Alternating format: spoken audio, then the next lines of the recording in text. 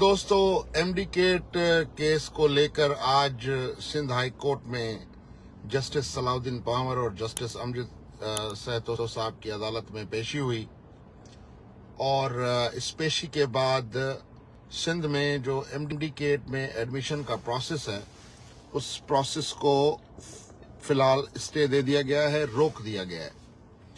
आज अदालत में बड़ा एक दिलचस्प मामला नजर आया, रिमार्क्स में भी हमें बड़ा दिलचस्प मामला नजर आया। पहले तो सवाल ये हुआ कि जी बार बार पेपर लीक क्यों होता है। इसमें से ये साबित है कि जज साहिबान ये समझते हैं कि ये पेपर पिछली बार भी लीक हुआ, उससे पिछली बार भी लीक हुआ और बार बार ये पेपर लीक होता हुआ आ रहा है। दूसरा, चीफ सेक्रेटरी से पूछा गया कि भाई आप लोगों ने अभी तक किया क्या है।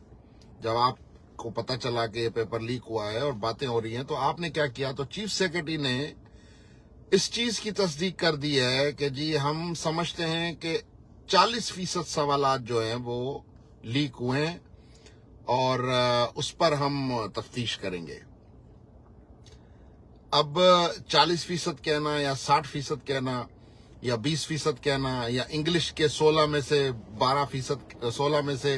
12 सवालात का लीक होना, हर तरफ से ये अपने मुंह से तस्लीम कर रहे हैं कि पेपर लीक हुआ है।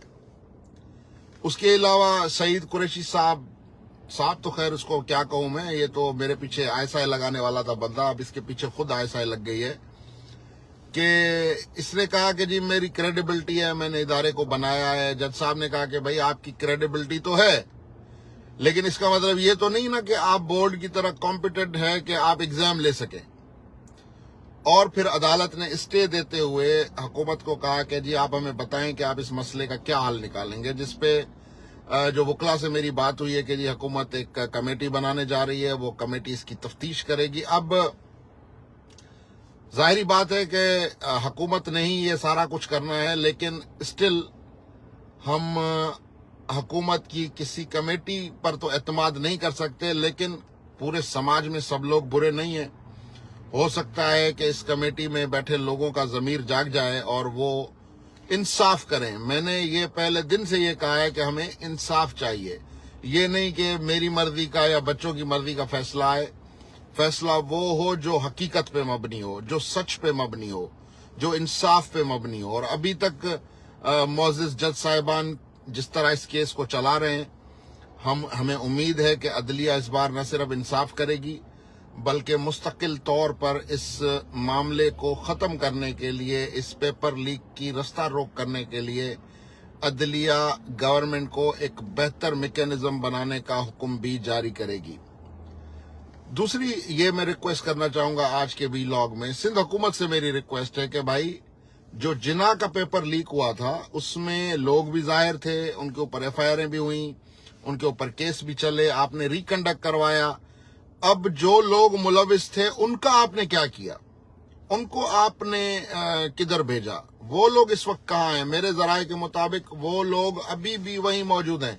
डाव का वो जो रुस्तम जमान, उसका बेटा, वो लोग अभी भी उन्हीं सेक्शंस में, उन्हीं जगहों पे मौजूद हैं जो मतलब कि बिल्ले को आज भी दूध की रखवाली पे बिठाया हुआ है। और हम लोग इधर अदालतों में इंसाफ के लिए धक्के खा रहे हैं, इंसाफ के लिए चीख रहे हैं, चिल्ला रहे हैं।